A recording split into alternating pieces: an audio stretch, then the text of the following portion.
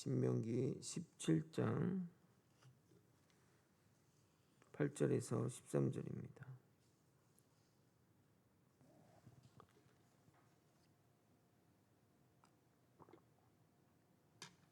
저와 번갈아 교독한 후에 마지막 절 함께 읽겠습니다. 내 성중에서 서로 피를 흘렸거나 다투었거나 구타하였거나 서로 간에 고소하여 내가 판결하기 어려운 일이 생기거든 너는 일어나 내 하나님 여호와께서 택하실 곳으로 올라가서 레위 사람 제사장과 당시 재판장에게 나아가서 물으라. 그리하면 그들이 어떻게 판결할지를 내게 가르치리니. 여호와께서 택하신 곳에서 그들이 내게 보이는 판결의 뜻대로 내가 행하되 그들이 내게 가르치는 대로 삼가 행할 것이니 곧 그들이 내게 가르치는 율법의 뜻대로 그들이 내게 말하는 판결대로 행할 것이요. 그들이 내게 보이는 판결을 어겨 좌로나 우로나 치우치지 말 것이니라. 사람이 만일 무업하게 행하고 내 하나님 여호와 앞에 서서 섬기는 제사장이나 재판장에게 듣지 아니하거든 그 사람을 죽여 이스라엘 중에서 악을 제하여 버리라. 그리하면 온 백성이 듣고 두려워하여 다시는 무업하게 행하지 아니하리라. 아멘. 아멘.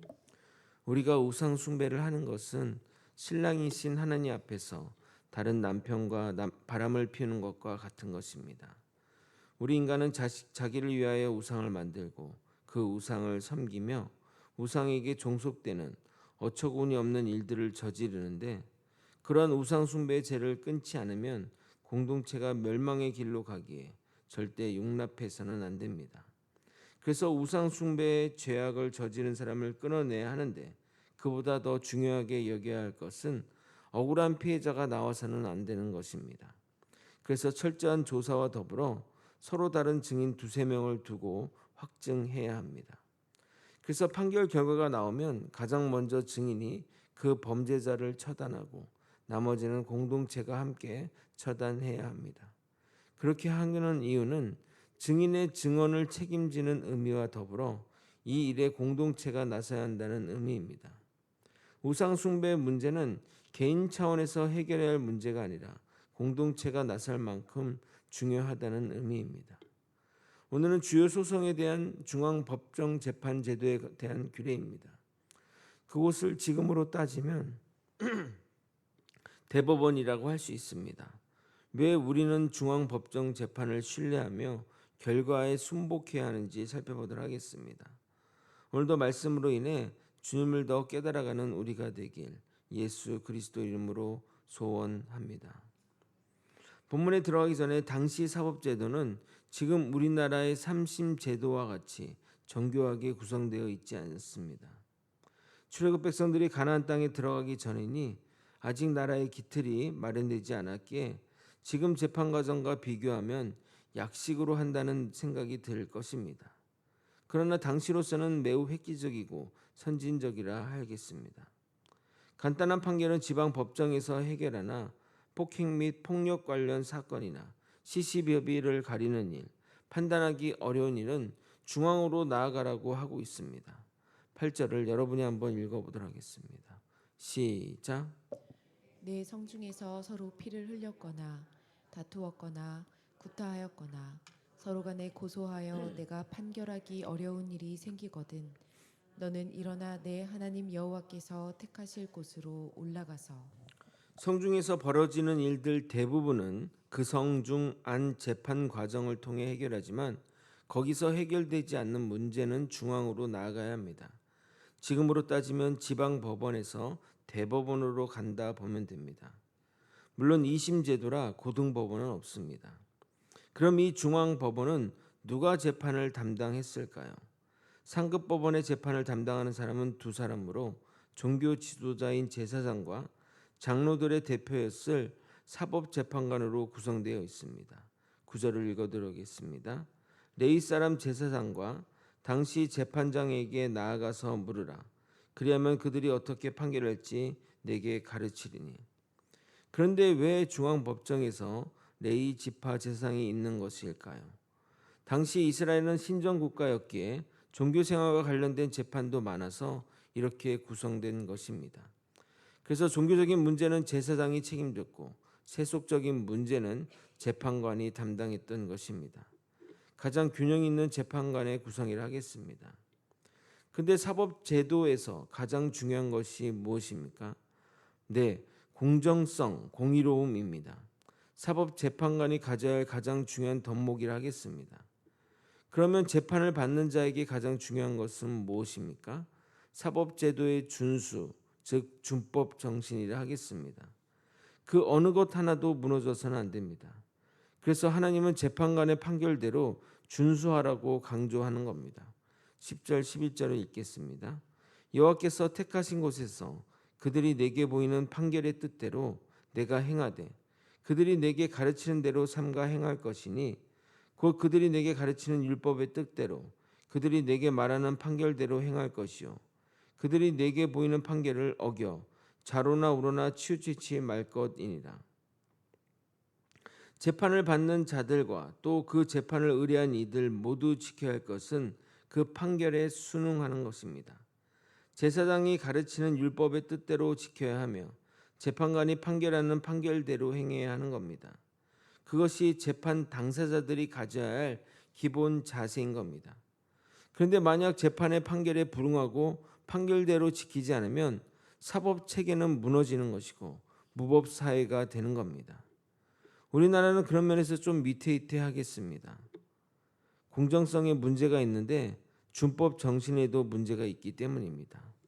둘 다 정말 중요하지만 굳이 우선순위를 따진다면 공정성이 먼저 담보되어야 합니다. 공정성이 무너졌기에 준법 정신도 무너지는 겁니다. 법이라는 한자는 물수변에 갈거가 합쳐진 단어입니다. 물이 위에서 아래로 자연스럽게 흐르듯이 법이 법관으로부터 백성까지 거침없이 잘 흐를 때 법이 사회에서 환영받고 또 자발적인 순응이 나오는 겁니다. 또한 지키는 자도 대통령부터 일반 국민까지 잘 순응할 때 법이 법으로서 지켜지는 겁니다. 그런데 왜 백성들은 율법대로 판결대로 따라야 하는 것일까요? 그 이유는 그 판결이 하나님의 뜻이기 때문입니다. 하나님이 제사장과 재판장에게 하나님이 하셔야 할 그 판단의 역할을 위임한 것이고 그들은 하나님의 양심인 하나님의 공의로 심판한 것이기에 법을 지키지 않겠다는 것은 하나님을 거부한다는 것이며 하나님의 뜻을 따르지 않겠다는 겁니다. 그런 자들을 공동체에 둔다는 것은 악을 두겠다는 것과 마찬가지기에 철저히 제하여 버려야 합니다. 이런 일에는 자비와 간용이 적용되어서는 안 됩니다.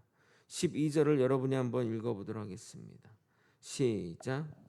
사람이 만일 무법하게 행하고 내 하나님 여호와 앞에 서서 섬기는 제사장이나 재판장에게 듣지 아니하거든 그 사람을 죽여 이스라엘 중에서 악을 제거하여 버리라.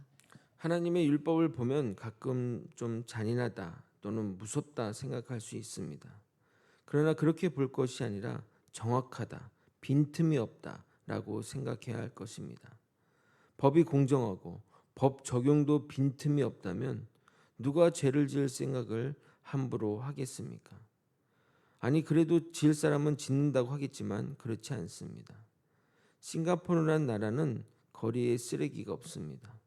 심지어 흠한 껌딱지도 없습니다. 왜냐하면 벌금이 엄청나기 때문입니다. 그래서 그 나라에서는 껌 자체를 팔지 않습니다. 만약 여행자가 몰래 가져와서 껍다 씹다 걸리면 뱉지 않았다 할지라도 벌금 80만 원이 부과됩니다. 만약 껌을 제조하여 판매하면 1억 원의 벌금이 부과됩니다. 거기다가 침 뱉다 걸리면 25만 원의 벌금을 내야 되고 자살은 물론이고 자살 시도하다 걸리면 감옥에 가야 합니다. 아니 뭐 죽겠다는 사람한테 감옥 보내는 것이 뭐 무슨 의미가 있느냐 하겠지만 감옥에 가면 생각이 바뀐다고 합니다. 그래서 자살률이 그렇게 저조하다고 합니다. 심지어 공중 화장실을 이용하고 물을 안 내려도 벌금을 내야 됩니다. 그 외에 정말 많은 법조항이 있고 처벌에는 태형 및 회초리형도 있습니다.